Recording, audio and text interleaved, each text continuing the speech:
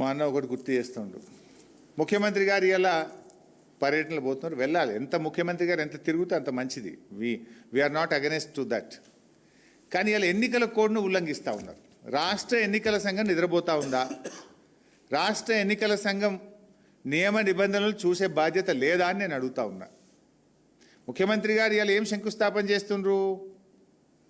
ఒక ఇరిగేషన్ ప్రాజెక్టుకు కొడంగల్ నారాయణపేట లిఫ్ట్కు శంకుస్థాపన చేస్తున్నారు.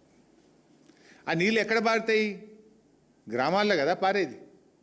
నేను మున్సిపాలిటీల కొబ్బరికాయ కొడుతున్న కోడ్ వర్తించదంటే ఏదైనా ప్రత్యక్షంగా పరోక్షంగా ప్రజలను ప్రభావితం చేసేది ఎన్నికల కోడ్లోకి వస్తుంది. ఆ మీటింగ్కి వచ్చిన మహిళా సంఘాలను ఐకేపీ వాళ్ళే ఆర్గనైజ్ చేసిండ్రు. మహిళా సంఘాలకు బస్సులు పెట్టి తోలుకొచ్చింది ఎవరు? గ్రామాల నుంచి తోలుకొచ్చిండ్రు. మహిళా సంఘాలను అధికారులు తోలుకొస్తున్నారు. ఇవాళ మీరు శంకుస్థాపన చేస్తున్న రోడ్లు కావచ్చు, ఇరిగేషన్ ప్రాజెక్టు కావచ్చు, ఇవన్నీ కూడా గ్రామాల గుండా వెళ్ళేటువంటివే, గ్రామాల ప్రజలను ప్రభావితం చేసేటివే.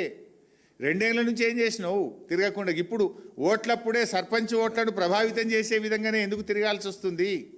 మరి రాష్ట్ర ఎన్నికల సంఘం దీన్ని పరిశీలించడం లేదా? తక్షణమే రాష్ట్ర ఎన్నికల సంఘం రివ్యూ చేయాలి, పోలీసుకు డైరెక్షన్ ఇచ్చి కేసు నమోదు చేయాలి, తగిన చర్యలు తీసుకోవాలి. భవిష్యత్తులో జరిగే పర్యటనల మీద కూడా రివ్యూ చేసి ఎన్నికల సంఘం అనుమతి తీసుకున్న తర్వాతనే వెళ్ళాలి. ఎన్నికల సంఘం దృష్టికి కూడా మేము మొన్న తీసుకుపోయినాం. మా దగ్గర సిద్దిపేట జిల్లాలో కూడా తీసుకుపోతే లేలే మాకు ఎన్నికల సంఘం ఆర్డర్ ఉన్నది, గ్రామాలకు సంబంధించింది, గ్రామాలను ప్రభావితం చేసేది చేయకూడదు అన్నారు. మరి వాళ్ళు చేస్తున్నది ఏంది? ఒక రోడ్డు మున్సిపాలిటీ నుంచి ఊళ్ళకి పోతుంటే అది గ్రామంకి పోయేది కాదా? నీళ్లు గ్రామానికి పోయేది కాదా?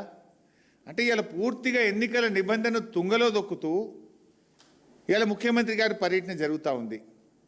రాష్ట్ర ఎన్నికల సంఘం చట్టపరంగా న్యాయపరంగా యాక్ట్ చేయాలని, నియమ నిబంధనలు పాటించాలని బీఆర్ఎస్ పార్టీ పక్షాన్ని డిమాండ్ చేస్తున్నాం.